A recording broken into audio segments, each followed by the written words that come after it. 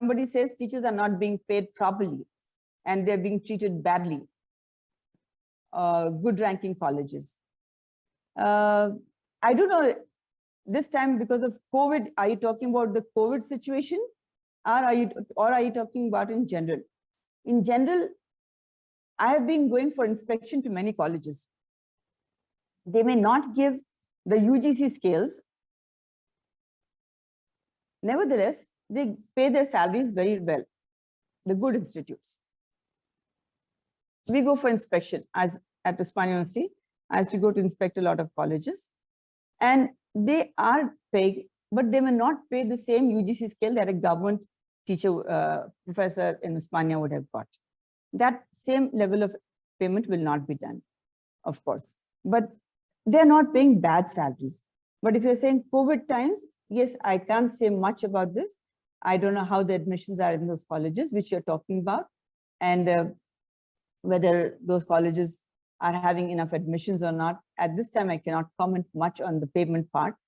But generally, good private colleges are paying a decent amount, I must say. I think I'm just looking at the questions also as I go on.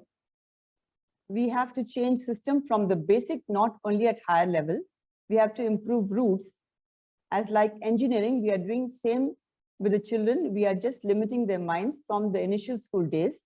This kills the innovative power of young mind in some way. We are just limiting the capability and their curiosity. I think you are 100% right. I think at every level, we have to see that the child is not made a parrot. You don't convert the child into, you don't turn the child into a parrot, okay? You read this, you regurgitate, and you give the same thing out, just like rote learning. That will not help at any stage. I was discussing because of that at the engineering level, this is what I thought we could do. But of course, yes, at the grassroots level also, we have to see that the child should grow at their own pace. And that's why I'm saying this online teaching, everything. Now, today, you see that Khan Academy has done this long back. Okay, they have brought out very good courses. And there are many people who are bringing out very good softwares by which they can teach very well. And if you can use that to teach a student, I think they learn very quickly, they're saying. Okay, so today, the way education is to be imparted is going to be very different. My belief is that soon after COVID, okay, things are going to change. And the way education is being imparted today, it may not be the same. Now, if you're thinking that children are not being imparted proper education even in schools, I think if you go to rural places or villages, and the schools there and the teachers there, nobody wants to go and serve in those places. Now, there are two places which get affected very badly, schools and primary health centers. If you go to a village and you see the most dilapidated building will be a school or a health center. So I don't want to comment more on that, but that is something which the government has to do something about it. So some schools, they may not be good teachers, they may not have enough infrastructure, and at that age, little age where children are in the schools itself, their thinking is limited, there's no proper instruction. I agree with you that even that primary level education has to be improvised. But right now, I didn't talk about the primary and secondary education because I was thinking more from the point of view of engineering. But I agree with you. At every stage, you should let the child grow and learn through their own curiosity. Assalamu alaikum, ma'am. Walaikum salam. Ma'am, just to give me your brief introduction, ma'am. Just now I came to know about this meeting. Okay. Oh, yes, ma'am. I'm SAMEEN Fatima, and I served Osmania University in the College of Engineering. I worked as a professor in the Department of Computer Science, and I retired as the principal of the College of Engineering. And I'm now serving Anurag University after retirement as registrar and head of the Department of AI. Ma'am, just a small doubt is there, ma'am. Right now, my child is the second year exams are already postponed. So he Okay. was opting for BTech only. But after listening to your classes, I was just confused whether I should make him admission into BTech or some other course if he is already interested in Bachelor of Designing course, ma'am. So just can you give me the clear picture what about actually is Bachelor of Designing course? Actually in the Bachelor of Designing, he is interested in Communication Designing course, ma'am. So please let me know about this program. This Graduate program program is being offered by which university? You can, I can give you my email. You can share which university, who is offering this program. You Yes, have to ma'am. This is a find out. private institution, Pearl Academy. Okay, at the moment, I have to verify the credentials, Pearl Academy, what they are offering and how is this Okay. program. Because I am not well versed in that program, but I can Acha. check it out for you. Yes, and I can ma'am. let you know, but you must make sure that in the beginning itself, I said that you have some accreditation bodies, you have somebody who gives a stamp and says this is quality education. So parents, from their point of view, I said how they should assess and decide which engineering college they have to go. And similarly for any other program, and if the child is not interested in engineering and they want to do something else, you must see the child's skill also. If the child is very good in some subject and you think that he is going for designing simply because his friends are going, he's not interested in designing, but I'm just telling you, if he's going because of his friends are going, that is not the right reason. But if you saw that during his school days, he was very good in economics, then you have to say, no, you are good in economics, and you have to convince the child that he should take up a program in economics. So this is a little exercise which has to come from the parents' side. So you have to assess where the child fits best according to the performance in his school days. And if you think you want to go for this program, we can help you identify whether it's a good one, whether I just want your help, ma'am. I just want because already an engineering professor, you might have know all about these groups and all. So this course is already it's existing before 12 years, but I came to know last year only about this course. When my child is also interested in that doing Bachelor of Designing course. There are many private institutes offering this course, but I don't have any idea in our in Hyderabad, madam, regarding these courses, where these courses are offering, because in out of in India and all, no, they are charging more 7 to lakhs, 8 lakhs like fees structure. So I just want the complete details about this course, ma'am. If you would like to give to me this regarding this course particulars and details, it's no very problem. You can email to me. I'll share it with the organizers, my email, and you can take it from them. So you can write to me and I can check it out for you. Yeah, thanks so much, Dr. Fatima. This is, we didn't want this to be a counseling session for individuals. That we'll take separately. But the real, thanks for your really comprehensive talks and how you brought in the whole issue of what good engineering education, particularly in the future, is going to be. My question to you was that if you can tell us what were the 3 big things that you did when you were leading our college that you thought worked well in making it a great place to study in? Your initiatives that, that I've heard several people talk about all the good things that happened while you were heading our institute. So could you just identify what those thank you. What you would like to talk about? Yeah, the good things happened, you said, so I'm saying thank you. But I think one thing, before I took on as principal, I was exposed to different education systems. I was in the US, and I also served at BITS Pilani, Dubai campus. So I had a very good idea about what are the different ways in education in the way education is being imparted. Also, I was looking at the learners.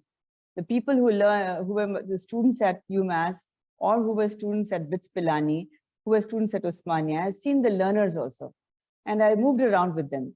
So I think that stood me in good stead to look at all of these people and see what were the similarities, what were the differences between these people.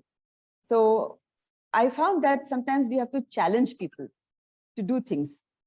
And if we can challenge, give them the right kind of challenges, I think people rise to the occasion. So I always try to challenge people to rise to the occasion. Okay? So whatever they were doing, I challenge them to do better each time. And my faculty are really good, I must say. I don't have much to do, but I encourage them at every juncture. So it's not as if I had a big role to play, as it is College of Engineering had very good faculty, but my role was just to encourage them to do better each time. And this is not by using power. I know power, if you want power, IAS is the job, I think. But for teaching people, I think power is something which we don't crave for, or you should not crave for. Power is one thing which we never ask for. If you don't show that you are the powerful person because you've become a head of the institution, I think everybody performs beautifully, and they're all experts in their own area. They are PhDs in their own branches of engineering. I think what they need is a little hand-holding as far as, you know, encouragement, or showing them some pointers of where they could better their opportunities and where they should go. And on the other hand, my higher-ups were also very supportive. And to take their support, also you have to really make a point as to why you're doing these things. And I think we always had good reasons, justifications why we wanted to take a program forward in a particular way. Like, for example, when I was the principal, AICTE came up with a model curriculum in 2018. And that model curriculum had this induction program. So immediately I liked the idea, and we implemented the induction program beautifully with the support of my faculty. And we got in such great people who came, motivated my students, and these students really performed well. So what I would say is, as soon as you find something new, now what they did is they said, okay, you could take MOOCs courses, which was not available earlier in engineering colleges. In this curriculum that they defined in 2018 AICTE, they said you could take MOOCs courses. Immediately, I changed the rules, regulations. You have to act very fast here. So you have to immediately say, okay, I'm offering MOOCs. How do I offer these MOOCs? How do I let them take it? So we have to immediately take up an opportunity which comes your way, and then take advantage of that. So that is what I did, I think. Thank you, Ahmed. Wonderful, ma'am. The other question I had was that, you know, particularly in an engineering school, the big problem is really that of faculty. You know, the best engineers, they go out, they make, you know, tons of money and whatever. How do you, encourage and get these stars to come and start teaching in a school? I mean, you know, and what is it that motivates them to teach and do research? So I'll tell you one thing first, sir. Actually, most of the people who studied at our College of Engineering in the earlier years, they feel that we had very good teachers, and now the teachers are not as good. Let me tell you that it's not a question of teachers are not good or the teachers who taught me were very good. Those days, we never had a concept of accreditation. We used to get complete funding from the government. Today, the situation is that we don't get, except our salaries in Osmania, I'm talking about Osmania University, we get only salaries from the government, but there is no other funding that we get for College of Engineering. At that time, it was not so. That time, the teachers were not asked to do documentation and spend hours together to do the documentation. The fees which was there long back, it continued till the time I was the principal. When I took over as principal, I represented and got the fees enhanced by a small percentage, because immediately we cannot give a very high rise to the fees. in that little fee, we have to get all the infrastructure, we have to do everything and then perform and show and give results. What we have to do, we have to apply for some projects. We applied for TechIP. There's a project called as TechIP. Swiss government and all those people have given funding. Well, that TechIP project, it got us some funding. But to get that funding, I have to maintain so many documents. That means my teachers have to maintain those documents. They're doing all this work to get a few lakhs or crores of rupees to run the institution. So we are being put through different things at this juncture.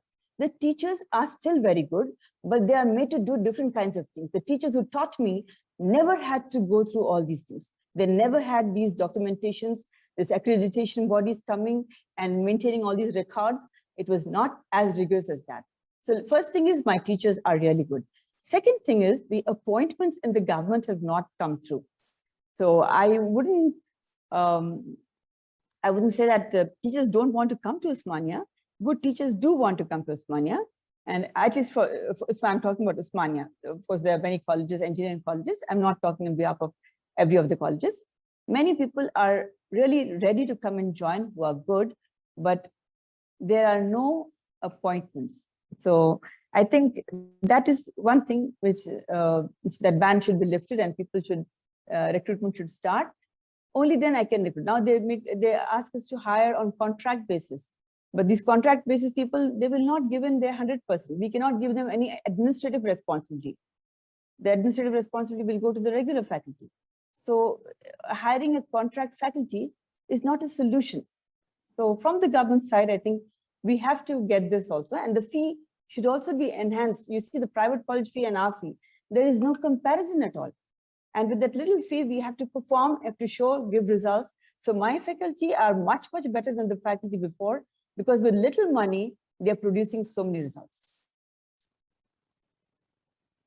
I don't know if I've answered your question. You have wonderfully well. And you know, that is a real important issue. The whole point of raising funds, it all falls on the head of the school. And then you use your best faculty to try and get project funding. That cycle goes on, and it is quite merciless. To all of you, Professor Fatima now has moved to another very good institution. She is now shaping one of our finest private universities, the Anurag University, and it will be interesting to talk to her a year from now to see what she finds is the big difference between running a state university with all its infrastructure and so on and legacy versus a private university with all its independence and its freedom and hopefully